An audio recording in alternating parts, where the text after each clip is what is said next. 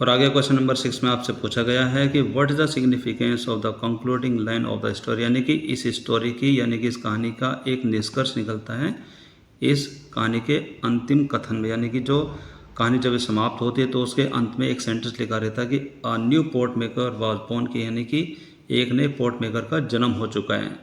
तो इसका क्या महत्व है, इसका क्या मतलब है, तो इसके आंसर में आप लिखते हैं द कंक्लूडिंग लाइन, यानी कि निष्कर्ष वाली जो लाइन है, निष्कर्ष वाला जो कथन है, a new pot maker was born, की एक नए पोर्ट मेकर का जन्म हुआ है, इज़ हाईली सिग्निफिकेंट, ये बहुत ही ज़्यादा महत्वपूर्ण है, as it makes Sentila's transformation from a silent observer into a true artisan, कि इससे ये पता चलता है, यानी कि यह इसका प्रतीक होता है कि सेंटिलास ट्रांसफॉर्मेशन, यानी कि सेंटिला के अंदर जो बदलाव आता है, कैसा बदलाव, कि फ्रॉम ए साइलेंट ऑब्जर्वर, कि उसने चुपचाप रह करके सारी चीज़ों को सीखा, इनटू अ ट्रू आर्टिसन, और फिर उसके बाद एक बहुत ही कुशल कारीगर बनी। इससे इस चीज़ का पता चलता है। It doesn't merely indicate her ability, यह सिर्फ उसकी योग्यता की तरफ इशारा ही नहीं है, टू मेक पोट्स, ताकि वो बर्तन बना पा रही है, बट सिम्बलाइजेज, लेकिन वे इस चीज़ को भी प्रतीकात्मक तरीके से सामने रखते हैं, the birth of an identity shared by passion and प्रिजर्वेंस, यानी कि जो उसकी पहचान है, पहचान का जो जन्म होता है वो किस चीज़ से होता है, बाय पैशन, यानी कि लगातार जोश से और पूर्ण रूप से ध्यान केंद्रित करने से जो हम सीखते हैं, जो गहन दृढ़ता है, उसकी वजह से उसका जन्म होता है। द लाइन ऑल्सो सजेस्ट, जो ये लाइन है कि a new pot maker was born, एक नए आर्टिसन का, यानी कि एक नए बर्तन बनाने वाले का जन्म हो गया है, यानी कि एक नया बर्तन बनाने वाला जन्म ले चुका है। इससे इस बात का भी पता चलता है, ये इस बात को सजेस्ट करती है, सुझाव देती है कि द कंटिन्यूएशन ऑफ ट्रेडिशन, यानी कि जो हमारी परंपरा है उसका लगातार रहना, इस बात पर जोर देता है, थ्रू चॉइस, यानी कि व्यक्ति की पसंद के ऊपर वो निर्भर करती है, रेदर देन फोर्स, ना कि उसके ऊपर वो दबाव डाला जाए कि उसको सीखे ही सीखे। डिस्पाइट अपोजिशन एंड हार्डशिप, की विरोध और लगातार बहुत मेहनत के बावजूद, सेंटिला प्रूव, सेंटिला इस बात को साबित करती है दैट, कि कल्चरल हेरिटेज की जो पारंपरिक जो विरासत होती है, survives when it is embraced willingly, कि ये तभी जिंदा रहती है कि जब इसको पूरे मन से गले लगाया जाए, जब इसको पूरे मन से अपनाया जाए।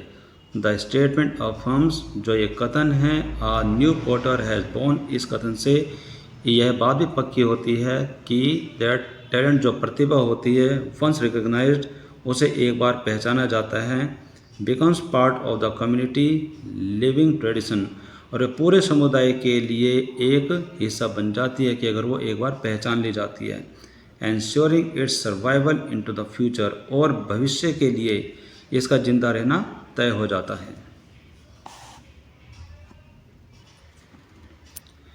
इसके बाद है क्वेश्चन नंबर 7, जिसमें आपसे पूछा है कि what is the role of perseverance in pursuing one's dream, यानी कि अगर कोई व्यक्ति सपना देखता है तो सपने को संजोए रखना कितना ज़्यादा ज़रूरी है, उसका रोल क्या है। एलोब्रेट विद रेफरेंस टू सेंटिला, सेंटिला का उदाहरण देते हुए इस बात को आप समझाइए। आगे क्वेश्चन नंबर 7, जिसमें आपसे पूछा है कि what is the role of perseverance in pursuing one's dream, कि अगर आपने इस चैप्टर को बड़े ध्यान से देखा है तो इसमें पता चलता है कि सेंटिला ने बर्तन बनाने का सपना देखा और उसके ऊपर वो दृढ़ रही। तो इसमें आपसे ये पूछा गया कि what is the role of the perseverance, यानी कि दृढ़ता का, यानी कि बिल्कुल लगातार रूप से अपने सपने पर दृढ़ रहना का क्या रोल है। एलोब्रेट विद रेफरेंस टू सेंटिला, सेंटिला का उदाहरण देते हुए आप इस बात को समझाइए। तो इसका आंसर में आप लिखते हैं कि perseverance plays a crucial role, यानी कि जो दृढ़ता है वो बहुत ही बड़ा रोल निभाती है इन हेल्पिंग सेंटिला, सेंटिला की मदद करने में, pursue her dream of becoming a pot maker, यानी कि पोट मेकर जो वो बनना चाहती थी, उस सपने को पूरा करने में जो दृढ़ता है, यानी कि अपने सपने के प्रति जो दृढ़ता है वो बहुत ही बड़ा रोल निभाती है। Despite her mother's strong opposition, यानी कि यहाँ तक कि उसकी मदर ने उसको बहुत बड़े कठोर रूप से उसका विरोध भी किया, उसके बावजूद, एंड रिपीटेड फेलियर्स, और बार बार विफलता के बावजूद, Sentila does not abandon her desire, Sentila अपने इस इच्छा को नहीं छोड़ती है। इनिशियली शी फेल्ड, शुरुआत में वो बहुत बार फेल हुई, टू मेक पॉट, बर्तन बनाने में बार बार फेल हुई, even after her mother's guidance, यहाँ तक कि उसकी मदर ने भी उसको 1 साल तक गाइडेंस दी, यानी कि उसको सीखा, तब भी वो फेल हो गई। शी फेल्ट अशम्ड, उसको बहुत ही शर्मिंदगी महसूस हुई ऑफ हरसेल्फ, अपने आप पर, बट लेकिन डिड नॉट स्टॉप ट्राइंग, लेकिन उसने कोशिश करना बंद नहीं किया। शी कंटिन्यूज लर्निंग, वे लगातार सीखती रहती है। थ्रू ऑब्जर्वेशन, बार बार देख करके, छोटी छोटी बातों पर ध्यान दे करके वो लगातार सीखती रहती है। पेशेंस, पूरे धैर्य के साथ, एंड क्वाइट डिटर्मिनेशन, और एक कठोर इरादे के साथ वो सब कुछ सीखती जाती है। Even when discouraged and after, यहाँ तक कि वो डिस्करेज भी होती है, असहाय भी हो जाती है, एंड रिपीटेड फेलियर्स, वो बार बार फेल होती है। शी रिमेन्ड कमिटेड, लेकिन वो अपने आप से निश्चित रहती है, यानी कि उसने अपने आप से कमिट किया हुआ रहता है, अपने आप से वादा किया रहता है, टू द क्राफ्ट, उस कार्य को करने का। Believing in her inner calling, जो कि वो अपनी अंतरात्मा पर विश्वास करती है, अपनी आवाज़ पर विश्वास करती है।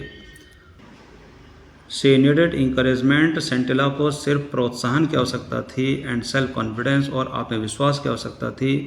Way she got from Anula, जो कि उसे अनुला से प्राप्त हुआ था। हु सो सेंटिलास हिडन टैलेंट, जिसने सेंटिला की छिपी प्रतिभा को भाप लिया था, यानी कि देख लिया था। हर स्टडी एफर्ट, उसकी लगातार धीरे धीरे जो की गई कोशिशें हैं। An attitude of not giving up, और ना छोड़ने देने वाला जो उसका रवैया है, यानी कि कुछ भी छोड़ना नहीं चाहती थी।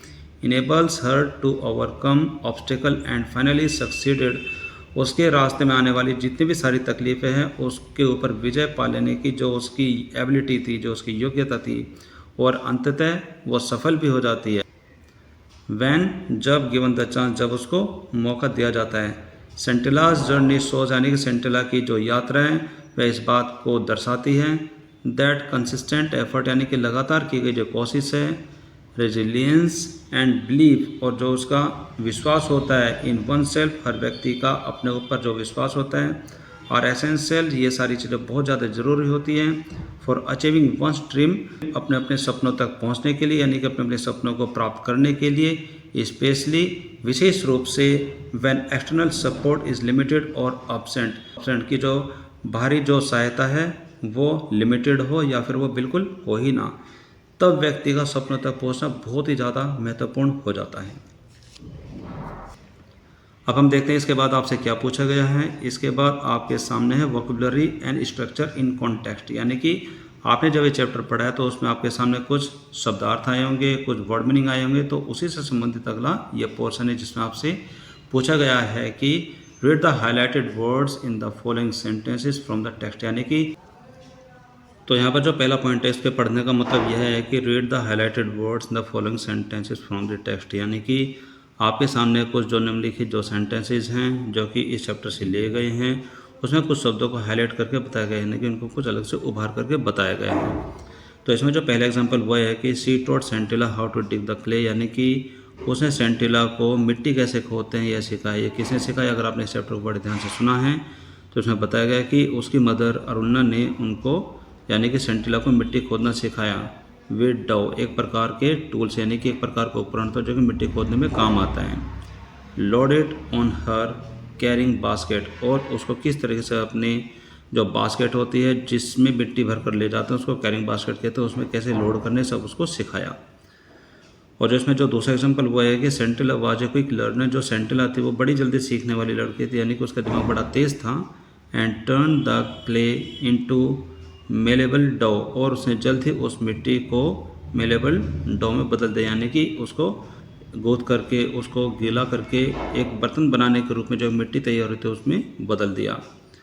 Pounding the stubborn clay inside bamboo cylinder to soften it, उसने ये भी सीख लिया है कि मिट्टी को किस तरीके से मुलायम करना है। स्टबॉर्न यानी कि जो कठोर जो मिट्टी होती है उसको किस तरीके से मुलायम करना है। इनसाइड द बैम्बू सिलेंडर, यानी कि जहाँ पर जो बांस के बने जो कुछ सिलेंडर्स होते हैं उनमें रख करके उसको किस तरीके से मुलायम करना है। टू सॉफ्टन इट, यानी कि इनको सॉफ्ट करने के लिए।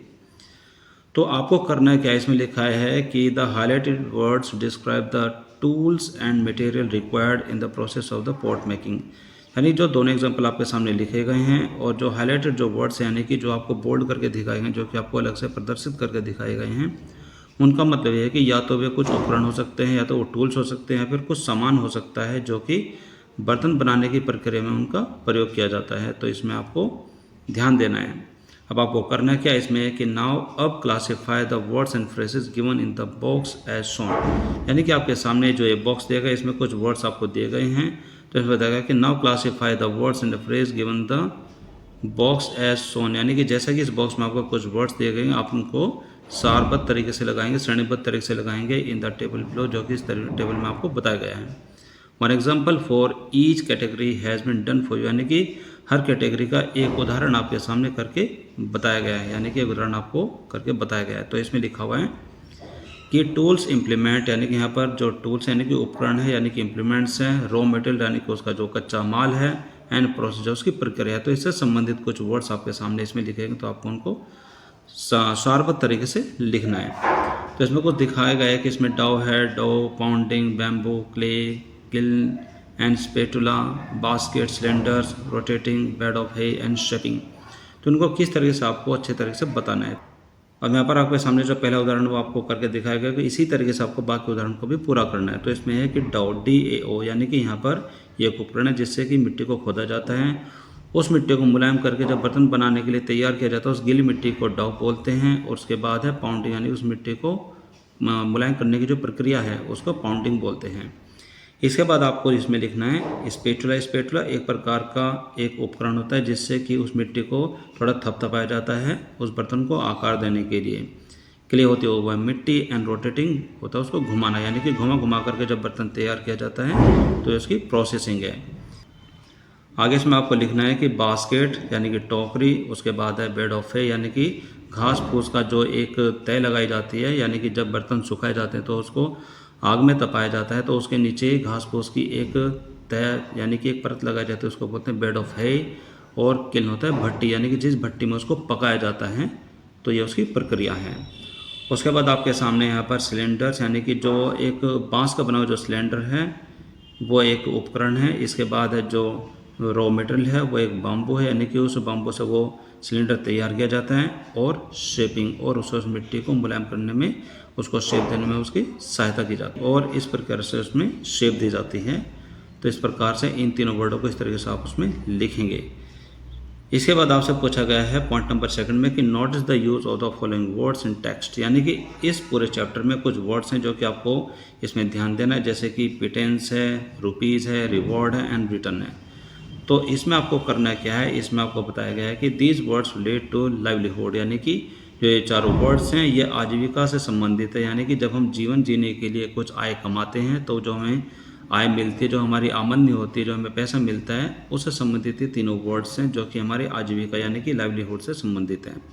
एंड इकोनॉमिक एस्पेक्ट्स, और जो हमारे जो आर्थिक जो आशय हैं उससे भी संबंधित हैं।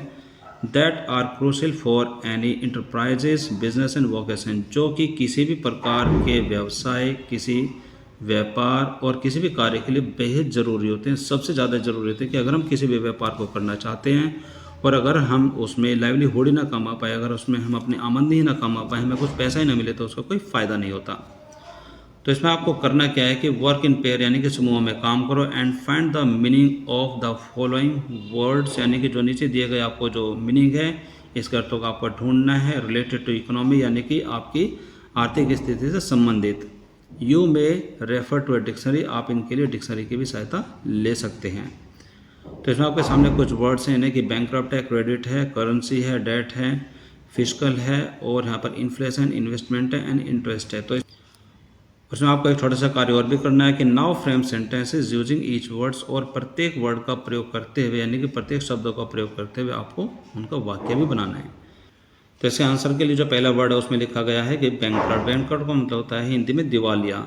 इसका मतलब होता है कि अ पर्सन और business that can not pay his old debts and has no money left, कि कोई ऐसा व्यक्ति और या फिर कोई बिजनेस, यानी कोई व्यक्ति या फिर उसका व्यापार या फिर व्यवसाय जो कि अपने ऊपर जो कर्जा होता है उसको चुका ना पाए और उसके पास उसको चुकाने के लिए कोई पैसा ही ना बचे, यानी कि वे दिवालिया हो जाता है, तो उसको बोलते हैं बैंकक्रप्ट। तो इसके सेंटेंस में आप एक एग्जांपल लिख सकते हैं कि आई हैव बिकम बैंकक्रप्ट, यानी कि मैं दिवालिया हो गया हूँ, because my company has been destroyed, यानी कि मेरी कंपनी बर्बाद हो गई जिसकी वजह से मैं दिवालिया हो गया और मेरे पास पैसा बिल्कुल भी नहीं बचा है। इसके बाद आपके सामने जो सेकंड पॉइंट है वह है credit. Money that is borrowed, यानी कि क्रेडिट वह पैसा होता है जिसको उधार लिया जाता है। विद द प्रॉमिस, एक वादे के साथ, टू पे इट बैक लेटर, उसको बाद में वापस दिए जाने के वादे के साथ जो पैसा लिया जाता है उसको बोलते हैं क्रेडिट। इसमें सेंटेंस आप लिखेंगे कि I have bought all this thing on credit, यानी कि मैं सब कुछ जो ये खरीदा है वो क्रेडिट पर खरीदा, यानी कि मैं इनके पैसे बाद में चुका दूँ, इस वादे के साथ मैंने इसको खरीदा है। थर्ड पॉइंट है करेंसी, यानी कि मुद्रा। The money use in a particular country like rupees, dollar etcetera, यानी कि वह पैसा जो कि किसी विशेष देश में प्रयोग किया जाता है, जैसे कि हमारे देश में प्रयोग किया जाता है रुपया, या अमेरिका में प्रयोग किया जाता है डॉलर, यानी कि एक प्रकार की मुद्रा, इसको बोलते हैं करेंसी।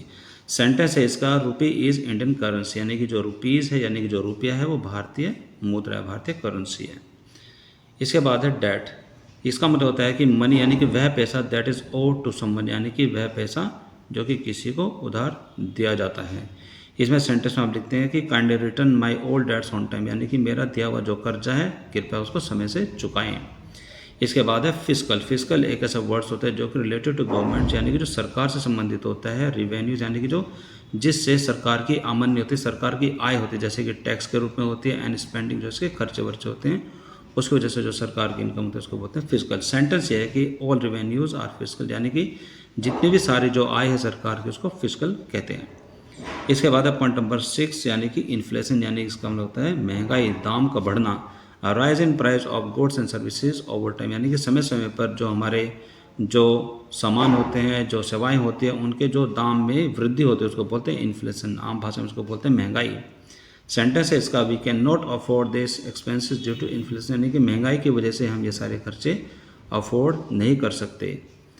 इसके बाद आपके सामने लिखा हुआ है कि इन्वेस्टमेंट, यानी कि इन्वेस्टमेंट होता है कहीं पर पैसा लगा देना। इसमें लिखा है कि putting money into something like business and property, यानी कि किसी भी बिजनेस में या फिर किसी संपत्ति में पैसों को लगा देना, to earn profit in future, भविष्य में उसे फ़ायदा कमाने के लिए, तो उसको बोलते हैं इन्वेस्टमेंट। इसका सेंटेंस है कि I invested 5 lakh rupees in your company, यानी कि मैंने आपकी कंपनी में 5 लाख रुपये का इन्वेस्टमेंट, यानी कि मैंने आपकी कंपनी में 5 लाख रुपये लगाए हैं भविष्य में मुनाफा कमाने के लिए, यानी कि फ़ायदा कमाने के लिए। इसके बाद है पॉइंट नंबर 8, यानी कि इंटरेस्ट, यानी कि इसका मतलब होता है ब्याज, यानी कि एक्स्ट्रा मनी, यानी कि अतिरिक्त पैसा। पेड फॉर बोरिंग मनी, यानी कि उधार देने के रूप में, जब हम किसी से पैसा उधार लेते हैं तो उसके साथ हम कुछ एक्स्ट्रा पैसा उसको देते हैं। Over earn for saving money, यानी कि जितने दिनों तक हम उस पैसे को अपने पास रखते हैं उसके बदले में हम सामने वाले को कुछ एक्स्ट्रा पैसा देते हैं, तो उसको बोलते हैं ब्याज। इसके सेंटेंस में आप यहाँ पर देखते हैं कि I have gotten 10% rupees extra as interest, यानी कि जितने पैसे मैंने दिए थे उसका मुझे 10% पैसा एक्स्ट्रा मिला है ब्याज के रूप में, यानी कि इंटरेस्ट के रूप में। इसके बाद देखते हैं आपसे क्या पूछा जाता है। इसके बाद है पॉइंट नंबर 3, जिसमें आपके लिए लिखा हुआ है कि read the following sentences from the text, यानी कि यहाँ भी कुछ सेंटेंसेस लिखे गए हैं इस चैप्टर से, उनको आप बड़े ध्यान से पढ़ेंगे। The main clause has been underlined, यानी कि यहाँ पर जो एक क्लाउज है, जो उसमें मेन क्लाउज है वो उसको अंडरलाइन किया गया है। And the subordinate clause has been circled, और जो उसका सबऑर्डिनेट क्लाउज है उसको सर्कल किया गया है। आपके इंग्लिश के ग्रामर में एक चैप्टर आता है जिसको बोलते हैं क्लाउज, जिसके अंदर मेन क्लाउज होता है और उसका सबऑर्डिनेट क्लाउज होता है। जो मेन क्लाउज होता है वह एक इंडिपेंडेंट क्लाउज होता है, और जो सबऑर्डिनेट होता है वो उस पर निर्भर करता है मेन क्लाउज पर। तो इसमें जो एग्जांपल वो लिखा हुआ है कि सी रियलाइज्ड दैट, यानी कि उसको महसूस हुआ कि द पोर्ट वाज रेडी। और यहाँ पर एक एग्जांपल आपके सामने और भी लिखा है, जिसमें लिखा है कि सी इंट्यूटिवली सेंस, यानी कि उसने सहज रूप से महसूस किया कि that something moments has happened, यानी कि कुछ विशेष घटना घटी है। तो यहाँ पर आपके लिए लिखा हुआ है कि सबऑर्डिनेट क्लाउज, यानी कि सबऑर्डिनेट क्लाउज क्या होता है उसके बारे में आपको बताया गया है कि ऐसा clause that act like noun and perform as the same functions as the subject, कि सबऑर्डिनेट क्लाउज एक ऐसा क्लाउज होता है जो कि नाउन की तरह कार्य करता है और सेम टू सेम सब्जेक्ट्स के जैसा फंक्शन करता है, यानी कि सब्जेक्ट के जैसा कार्य करता है, और ऑब्जेक्ट है फिर ऑब्जेक्ट के जैसा कार्य करता है। आर कॉल्ड नाउन क्लाउज, वह नाउन क्लाउज कहलाता है। और यहाँ पर आपको कार्य करना है, आपके लिए लिखा हुआ है कि now complete the following sentences, यानी कि अब आपको निम्नलिखित सेंटेंस को पूरा करना है विद सुटेबल नाउन क्लाउज, यानी कि उसमें नाउन क्लाउज को आपको ऐड करना है। यहाँ पर पहला एग्जांपल आपके सामने है कि द एल्डर्स एम्फसाइज दैट, यानी कि बड़े बुजुर्गों ने इस बात पर जोर दिया था कि। अब यह सेंटेंस है, इसमें आपके सामने ये इतना ही लिखा हुआ है, आगे आपको खुद ऐड करना है। तो इसमें लिखा है कि द